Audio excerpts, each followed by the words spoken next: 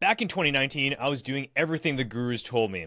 Running 6-week challenges, grinding through endless consultations, watching price-sensitive clients come and then go. Then COVID hit and it all fell apart. But here's the crazy part. The complete shutdown became the best thing that ever happened to my gym. In 20 months, we went from zero all the way to $100,000 months in a tiny 1,200 square foot facility. No challenges, no gimmicks, no bait and switch tactics. And today I'm sharing the full story, the mistakes, the pivot, exactly how we rebuilt everything from scratch. And if you're feeling burned out from the traditional gym owner hamster wheel, you're going to want to hear this, because what I discovered changed everything how a gym can actually work. By the way, if you don't know us, my name is Josh Kraken, and this is my partner, Brandon Nye, and we own Gym Sidekick together, and you're listening to the Gym Sidekick podcast, where we help you grow your gym, make more money, get more members, and reclaim your time. So let's dive into today's podcast. All right, so just to give the audience a little bit of context, the way that Josh and I's business relationship actually developed was I was an independent contractor working at other gyms, working at other physios places, and noticing that there was a lot of things going wrong and never really understood the root cause of how to kind of fix them. But as we kind of partnered together in 2021, we were actually able to work on these things together. But of course, there was a whole bunch of other things that went on behind the scenes before I even joined the gym. So Josh, take us through and take the audience through what it was like before we opened Kraken, which is the gym that we'll be talking about later on, which we scaled to 100K months. Yeah, so I first opened the gym it was like around 2017. And at that time, all I knew was like word of mouth marketing. That's all I knew. I knew that obviously like you had to have like a good website and stuff like that, but there was nothing special about it. I didn't have any like hidden knowledge that, other gym owners had or something like that. I just knew that if I provided a good service that I could get clients in. And guess what? It actually did work. Like we grew it and we started building a community of people who really liked us, and there was no like we didn't have to do any like heavy sales or anything like that, because people that came in, they just purchased immediately because they already trusted us. They came in from referrals and things like that. And they also came in from our website. So, and at that time, it was funny because we actually had an application form on our website. So the leads that we did get, they were actually really high quality because obviously they filled out an entire application. But then at that time, like I think it was around like early 2019, where there was a company, I'm not going to mention it because now they're our competitor, but there was a company that was really blowing up that was helping gym owners, supposedly. And they were showing videos of all of these extremely full classes and all of these testimonials and case studies and all that stuff. So we're like, okay, let's hop on a call with these people. Let's see what they're all about.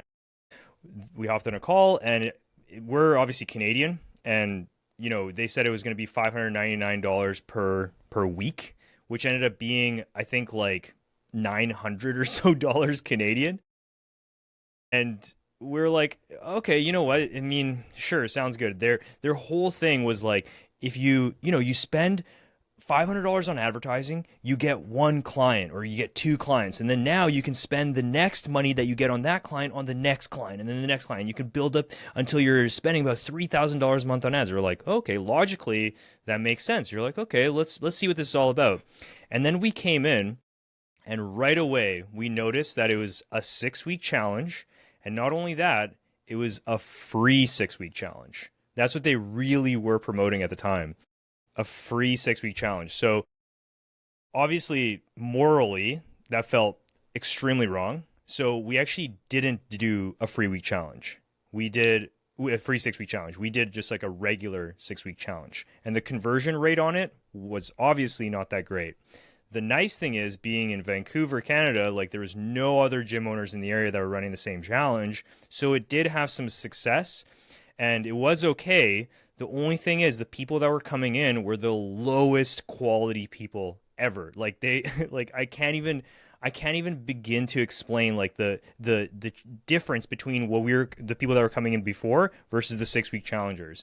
And our closing rate went from 100%. I think it was literally like 100% at the time. Like nobody ever walked away, all the way down to like, it was like when we first started doing the challenge, it was like 20%. And the reason why it was 20% was because we barely could close these people. Like they were so hard to close. They barely wanted to be there. And also we would book like consultations all day. Sometimes we'd have like eight back-to-back consultations, and sometimes there'd even be two at the same time because that company that we were working with told us to double book consultations just in case somebody shows up. But then sometimes two people show up and you're doing consultation, kind of juggling two people. Obviously it's very messy. And then yeah, so it was like a whole time suck. None of these people would join, and then we had to get really, really, really good at sales. And so we just worked on our sales skills until like we were selling about like 50 to 60% of them. And but then those people that came in, they like weren't really showing up to the classes. They weren't really invested. They didn't really see those great results. We told them that because our challenge was, we didn't advertise it as free, but we told them that if they beat the challenge, then they can get their money back. And because, being the moral people we were like, okay, like the recommendation was to give their money back if they lose 25 pounds. But we're like 6 weeks, 25 pounds. That is insane. Like think about that number, right? That's like what, like 15 pounds a month on the average, right? Maybe even more than that. Like, yeah, it's so unheard of that anybody would be able to do that. So then we brought it down to something that was more reasonable. I think we brought it down to like 18 pounds. And then so we would have people that ended up losing that amount of weight versus other gyms. Like nobody would ever hit that. They would never get their money back because it was unrealistic. No one was going to lose 25 pounds. Mm-hmm. So with our challenge, they actually did. Yeah, that's crazy. And I think a lot of people or other gym owners out there can really resonate with you. Just to give even a little bit more context, before I joined the gym, it was just Josh and his wife, and it was just them two running. So it was a very much like a local area gym, small box gym where you really kind of know the owners. Well, so, that's not totally true because before then we actually had 3 other trainers that were working for us as well. But it was just us that were running the entire gym. So we had 3 trainers and then also me and my wife. But even then, it's like very much a personal training 101 where you are very embedded in the community, and so you want those. We also did have classes leads as well at the time. Yeah. So that there were classes. Like I think the recommendation by that company was to have like over 25 classes a week. We just couldn't do that. So I think we had I think it was 2 classes a day, one in the morning and then one in the evening. Maybe there was like an extra one every single day. So it ended up being about like 14 classes a week. So it was still very minimal. So we had all the tools to be able to service these 6-week challengers, but it was not the style of business that we wanted to do at all.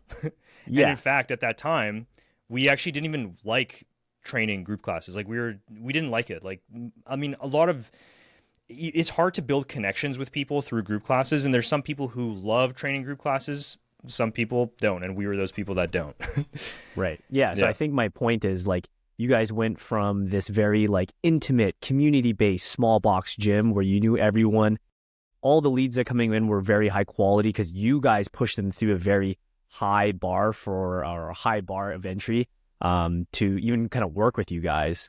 And then after doing this kind of gym consulting, you guys flipped the model completely on the other end where you went, obviously a little bit more higher volume, but much more lower quality in leads.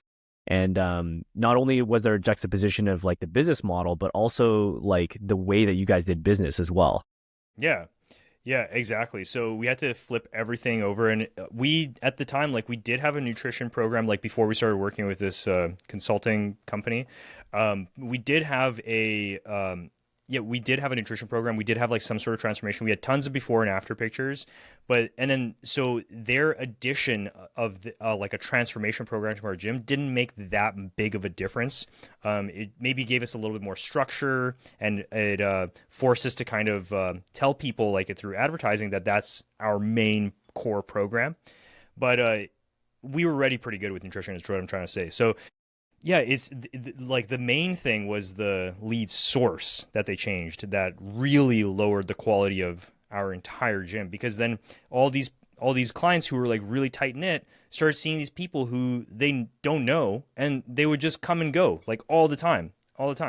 And so it just started diluting the clients, and then our churn went from something amazing down to, I can't remember the exact numbers. I don't even know if we were tracking them properly at the time. But the churn went from something amazing down to like, if you incorporate the challenge members into it, it was like 30%. Like we had to, it was like filling a leaky bucket. It was constantly just like all the clients were leaving and we had to like keep putting in more clients. And the it's funny because like when you look back, they're like, oh, you're gonna take yourself out of the training floor. Like that was the whole thing, right? Like you're not gonna have to work on the floor anymore. But then I was just sitting down in consultations literally all day. I mean, they weren't Trying to wrong. like fill that. Yeah, exactly. They took me off the floor for sure, but I would like at that point I would have rather just trained my awesome clients. Yeah, and I think you brought up one really good point there is not only did you kind of have a very high churn with the new members coming in, but your current members also noticed that very high turnover, right? And obviously, like for any kind of client in any kind of business, that's kind of unsettling if you are always seeing, different faces coming through and there's like a dilution and not a loss of community realistically. Yeah. One of the best ways for you to fix your churn is by getting your clients to become friends, getting your trainers to be friends with your clients, like community events and things like that, because people don't want to leave a community. They don't want to leave friends. And that's impossible to do if you're running these 6-week challenges. It's impossible. And so you have to like do all these gimmicky things like handwritten cards and things like that, which we do. But I'm saying that's just putting a Band-Aid over it. It's not actually fixing the problem. So yeah, that was kind of where we were at. And we were getting extremely burnt out. I was extremely tired from doing so many consultations. And then boom, COVID hit.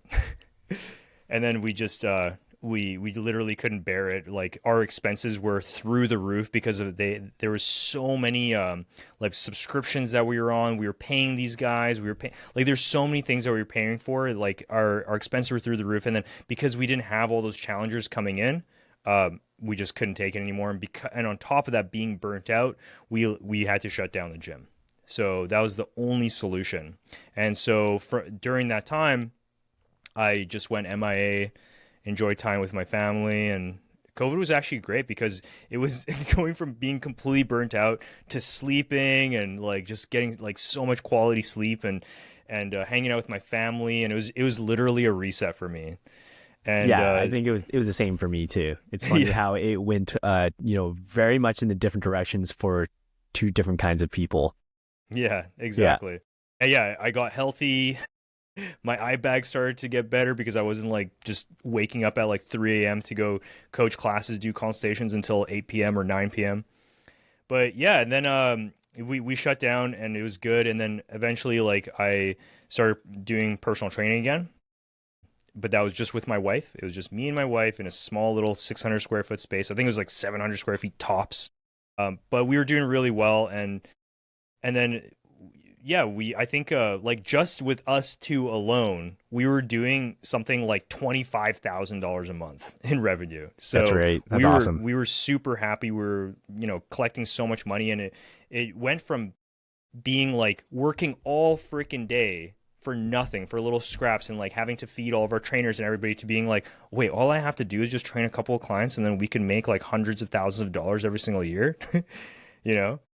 So yeah, it was it flipped everything over. And that's when it also gave me an opportunity to realize that I actually really love personal training, like building all these connections, other entrepreneurs and things like that. And then I think at the time, me and you were doing jujitsu, like I was doing private jujitsu lessons with you. And then it just one day popped in my head. I was like, man, I think Brandon would be a really good business partner. And then later on found out that you're more of like an operator, and it was actually a really good idea to partner because I'm more of a visionary, you're more of like the operator, and that combination, if you can find that in your life, like that's how you 10x a business. Because that's the reason why people can't grow, is because they're missing that dynamic in their business. Like usually one person is one way and the other person is the other way.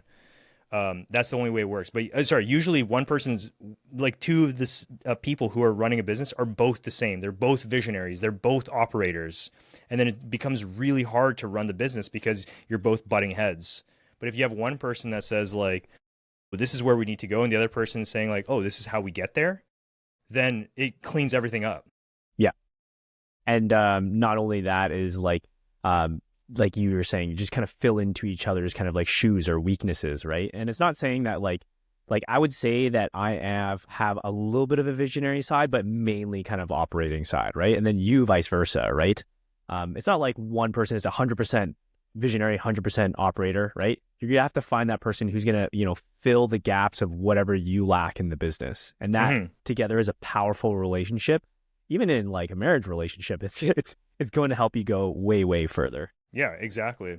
Yeah, and that's the thing. A lot of people think like, oh, an operator isn't an entrepreneur. No, an operator is an entrepreneur just as much as a visionary is an entrepreneur. It's literally the same thing. Just because you're not in a sales and marketing role, you're not like like putting your face out there and things like that, doesn't mean that you're not an entrepreneur. You're very much an entrepreneur. It's just a different it's just a different role, and it's a different way of treating the business. Like you still have visionary like things that you're doing in a day-to-day basis. Like you're saying like, how can I clean up this one area of our business so that we can scale it? Oh, this is the bottleneck. This is what I think we should do to fix this bottleneck.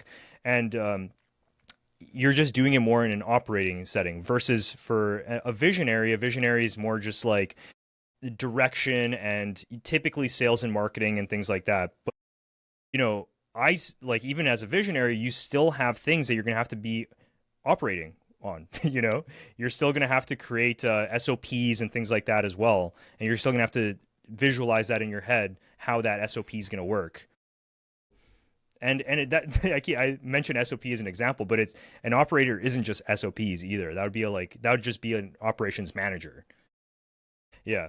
Now, operator is actually the wrong word. It's visionary and integrator, and it's from that book, Rocket Rock Fuel by fuel. Gino Wickman. Yeah. Great book if you haven't read it, but yeah, he's the one that brings up everything because he realized that he's the integrator, he's the operator, and he wrote an entire book about it.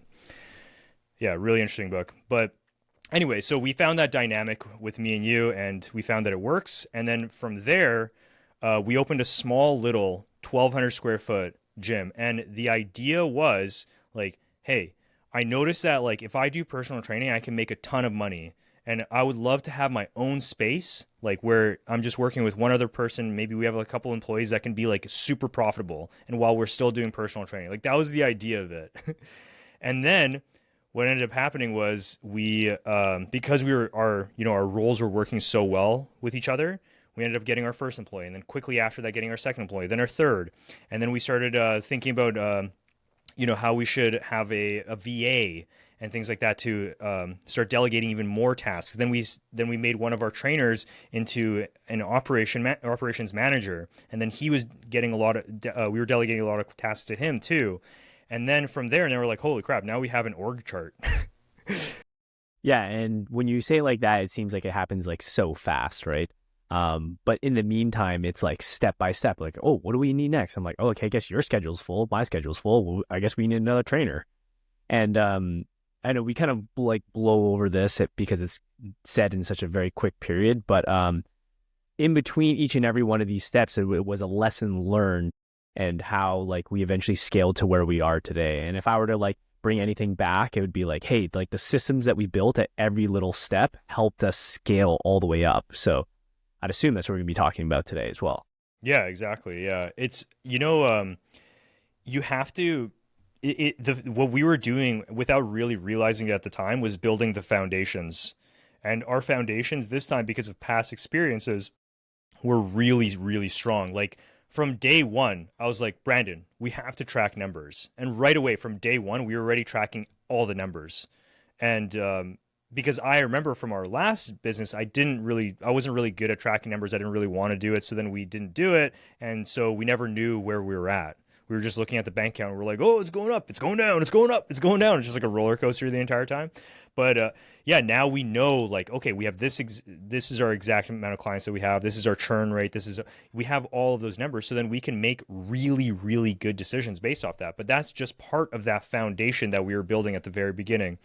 And yeah, and then another thing that we decided was at the beginning that we weren't going to run Facebook ads, that we were just going to build a business off of referrals through a proper website, through a really strong Google My Business. We were collecting tons of reviews. I think we have like over 260 5-star reviews now. But we were just collecting all of these, before and after pictures and things like that, like all of these trust resources, trust assets, where we knew that if we collected all this stuff, people would trust us and want to come to us. And it was true. It was actually true. We were like, at first, if you look at our this graph that we made of our clients, like, yeah, we were getting, I think, 10 leads a month at the beginning or something. It was probably even less than that. It was like 5 or something. And then it was 10, and then it was 15, and then 20, and then 30. And then we're like, I think when we got to like 30 or 50-ish, somewhere around there, we're like, hey, maybe we should start running Facebook ads. And we started running Facebook ads, and it was like 60, 70, 80. And then now we turn off the Facebook ads, and it's still at 70. And it's constantly growing because of all of these trust assets. Like, people, when they Google search us or when they hear about us, when they want to know, when they want to work with a gym, they just go immediately to us because they've already heard us, and there's no other option nearby that's good enough. Or, like, they don't want to go to the gym down the street because it's like, oh, well, I don't even know if they're going to be around in a month because every other gym is shutting down and reopening, and there's new gyms popping up everywhere. But they know that we're going to be there because we're big, we're loud, and we have the results to show for it. Totally. And I think that people think that like Facebook ads are the way to kind of like shortcut to get to where kind of like we are now. But underneath of what was going on, it was actually us building those trust systems all along the way before we turned on the taps of Facebook ads, right? And if you're really going to want to grow and scale, it's going to take those necessary resources and that, trust from your local community before you really, really, again, begin to scale and expand. Yeah. And not to say that you shouldn't start using Facebook right away. Like, I think it is a really good thing to use, of course, because it can speed you up, but you have to use it properly, because the one thing that other gyms, the big mistake that they make is that they ruin their reputation. They ruin their reputation by running 6-week challenges, by, running promotions, and it just makes the gym look really cheap versus if you just used, like, let's say, for example, you had an ad out there that was just telling the story of your gym, or maybe there's an owner interview, or maybe there's a trainer that's demonstrating an exercise or something like that. And then from there, you funnel all those video viewers and all those engagers, all those website video viewers, and then you show them testimonials and case studies and things like that. And then maybe you invite them to your Instagram page, and they're just interacting with your brand even more and more and more. And then finally, you show them something like, hey, we have a free week trial at our gym. That person is going to be a way hotter lead, but it's kind of like using ads and in an organic approach. It's like best of both worlds versus other people are just like, 6-week challenge, join with me. Look, I'm looking for 28 women to join my gym. It's so dumb and it's so overused. And I can't believe people, like, I fell for it too. I can't believe I fell for it. Like, looking back at it, I did it because I thought that was the right way to do it. At that time, that company was doing so well. And I was like, oh, I guess this is just the way that you do it. But it's obviously not. Obviously. Because you never see, like, any kind of big brand ruining their reputation like that, ever. Yeah. Well, like, these gym consulting companies, they want you to get that quick fix, right? Like, they get you in the program. They want you to start working with them right away. And of course, like, you don't want to be, as a client, being like, hey, I thought you promised me all these leads. I thought you promised me all this extra revenue, the success, the clients, right? So them as the consulting company, they have to inject something into your business right away, right? Because, a lot of these gym owners are looking for kind of quick fixes. But, kind of going back to kind of our story, like we always say at the beginning of every podcast, all the social media stuff that we do is like, we scaled to 100K months in 20 months, right? And we don't say this just to kind of brag, right? But we just say this because you can organically scale to this amount within a relatively short amount of time. Like 20 months is not that long in a grand scheme of things. Like if you're looking to own your gym for the next 10, 15, 20 years, what is 20 months to do it properly and actually scale to sustainable growth? So now that you just bring up the fact that we scaled our gym to 100K months in 20 months, like it does always make me laugh because that is true. We did end up scaling our gym that fast. And by the way, that was all organic, no Facebook ads or anything. That was pure organic.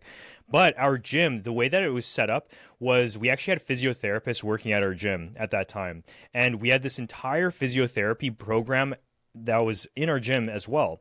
Now, the physiotherapists were getting paid, of course, and we were bringing in physiotherapy clients and things. But the main bulk of what we were building was like this program that was actually bringing in $40,000, where the physiotherapist would be working with this client, and then they would recommend to work with one of our trainers as what they called a physiotherapist support worker. And so this would be just a personal trainer that's literally doing the things that the physiotherapist would do, but just like in exercise, like literally telling them what exercises to do and then showing them how to do the exercises. And so we had this entire program, and we built that program all the way to $40,000. And then what happened was the insurance companies, they actually cut this program. So we went from $40,000 to zero in that program. And so we were all the way back down to $60,000. And so despite us building it all the way to $100,000, like we had to start all over again without this program. Well, not completely all over, not from scratch, but we started back down for, I think our lowest month at that point was like 52,000 or something. It was rough. It was a massive, it was a massive hit to our gym. And especially, I think it was right around the holidays. So we were like panicking, like, what are we going to do going into the new year? And this is where we actually had to really consolidate our marketing. Because before, the thing is like you either came to us for physio or personal training, right? And so we could actually tell that the messaging was being really mixed to, our audience and the leads coming in. Like people would still call us later on like, hey, you guys still offering physio? I'm like, no, we don't do that anymore, right? Where I think one really big pivot for us was really focusing in on high ticket personal training. And that's what we're the specialists in our local area. And then over time, this became the focal point, and that's what all of our community actually knew us for. And now that's what they obviously come to us for. Yeah. So that it was one thing that we've actually talked about even while we were running the physiotherapy program. We were like, oh man, it doesn't really make sense. Like we're talking so much about personal training, but then there's also this physio component to it. So when we shut down that physio program, it was kind of a blessing in disguise. It was actually kind of good. And because then we were able to pivot and focus only on that personal training. And then we started posting before and after pictures. We started posting about our transformation program. And then we started building out a really, really solid transformation program as well. And then people saw even better results. And then also because everybody was there for the same purpose, everybody was, building even better relationships and things like that. So we started building a really awesome gym because of that. So yes, we did get to $100,000. I believe it was in 20 months. We went back down to $52,000, and then we went back up to $100,000. I think it was like something insane, like 6 or 7 months after that. Yeah, just because we had the systems, we had much more consolidated marketing, and we had realistically the perfect avatar that we wanted to market to. And we were able to focus in on that. And when we realized that we did that, we had the community even stronger because of it. Yeah. And so... yeah, it's funny because like in our videos, we always say like, we scaled our gym to 20 months, but like it's just too hard to say that we did it twice. Yeah. Yeah. So yeah, that's the actual story. We really did it twice. And and that's both with like in a physiotherapy setting and also a personal training only gym. Like a lot of people can barely scale their personal training side of their company. Like all they can do is like do their group or whatever. But for us, we scaled a gym to $1 million that only offers personal training. Like that's crazy. And so then soon after we ended up, canceling that program, we actually moved into a bigger facility, and we went from 1,200 square feet to now we're in 7,000 square feet. We did rent out a portion of it to this physiotherapy company as well. So now there's like a room inside our gym that's dedicated just for physiotherapy, but it's not owned by us. Like, yeah, we own that space, but we just sublease it to them. And they're our friends and they do well. But yeah, that's kind of like what we have now. And the one thing that never changes is the personal training. Like that's still what we have. We have a 5,000 square foot gym that offers personal training, and soon we're going to be opening up a semi-private facility as well. So we have another room that we're just renovating literally right now. That's going to be dedicated for semi-private, anywhere between like 3 to 4 people. So we can still kind of keep that vibe of small personal training, but without having to have the big payment. You can cut that payment by like 40% potentially. And so we can run challenges, right? Yeah, so now we've decided to run challenges. But no, seriously, we're not going to run any challenges ever. You'll never see us run a challenge. But I mean, we'll run challenges internally. I'll run a 12-week challenge with my current clients, get them to see really good results. I'm not going to give them money back if they win or anything like that. I don't. Maybe we've done prizes before. We've ran challenges before where it was like a 12-week challenge, and then we gave the winner $1,000. We've done that kind of stuff, but I'm never going to market to challengers ever. Yeah, it's mainly like internal challenges to kind of build more community. Like we even gave away like some swords. Yeah, we give away swords for our clients, the clients who do really well. So when we crunch our numbers, we actually in our facility, because we're built it up to 5,000 square feet, right, in the spaces that we own, we can see now that we're going to be starting this semi-private, based off our churn, how many members that we're getting in every single month. It is, apparently, if you look at the projections, by next year, we should be hitting well over $2 million every single year. Every single year. And I believe it's like 2.2 or something like that, 2.3 maybe. So that's the potential that we have. And this is only offering personal training and soon semi-private. But a lot of gyms, like they think that they need some massive facility to do it. But if you look back, we did it inside a tiny 1,200 square foot gym. And this was with 4 trainers working in the morning and 4 trainers working in the evening. That's it. So it was 8 trainers total, and we did that. So it is 100% possible for you to build something crazy. But yeah, that's I don't know what you want to, like, the moral of the story is build your foundations. Don't do gimmicky things, and just focus on building a brand. Then, becoming that place in your city, the go-to place in your city that people like and trust, not just like the 6-week challenge or like the gimmicky place that people come in just for a short period of time. Yeah, you really want to focus on your reputation in your local community. And if you put all your emphasis on that, you'll be surprised how fast you'll attract the right people, how fast you'll be able to scale realistically.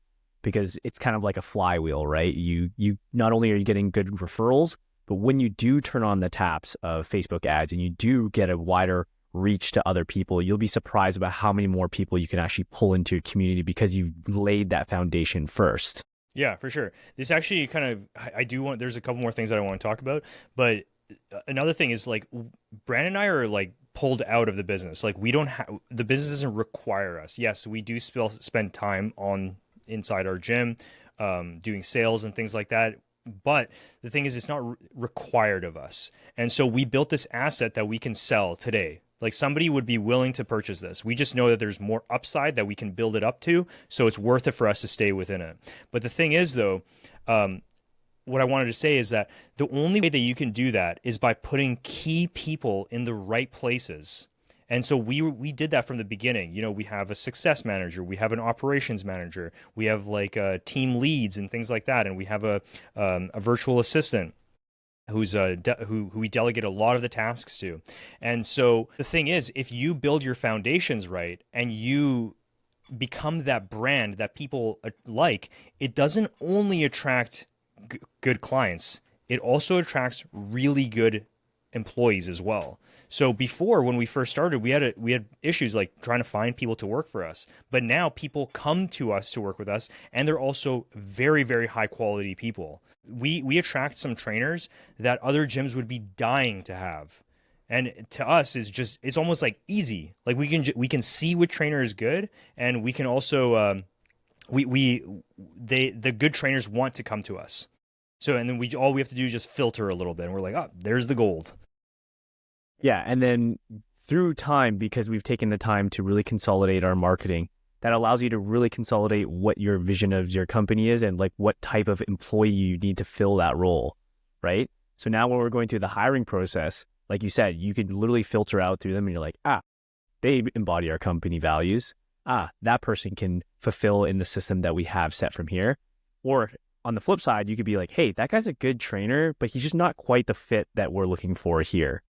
Because say you do hire someone on and they're not quite the right fit, you'll be surprised how fast the clients recognize it, right? Everyone in the gym really recognizes it. They just don't say anything, right? And that could be one of the big bottlenecks for you for scaling, right? So you being almost very protective of what your company vision is, what it stands for, and more importantly, your reputation is what is going to allow you to put the right people in the right places. Yeah, for sure. Yeah. And so all of this stuff that we did, right? From not running gimmicky tactics and all of that stuff, like all of it is what allowed us to build and attract these clients and trainers, these high quality clients and trainers, and employees in general. So yeah, I guess that's everything that we wanted to cover inside this podcast and the story of our gym. So if you're curious, like how we did it or what we did, like hopefully now you have a better idea. And if you wanted to work with us directly, all you have to do is visit our website, gymsidekick.com, and you can book a time to speak with one of us, and we'll be able to find the bottlenecks in your business and ultimately try our best to help you out. But if you like what you see, then great, you can work with us. If not, then it's all good as well. Hopefully you'll get something out of it. But yeah, that's pretty much it. Brandon, do you have anything else that you want to throw in? That's it. All right, cool. See you in the next one. Thanks for coming, guys.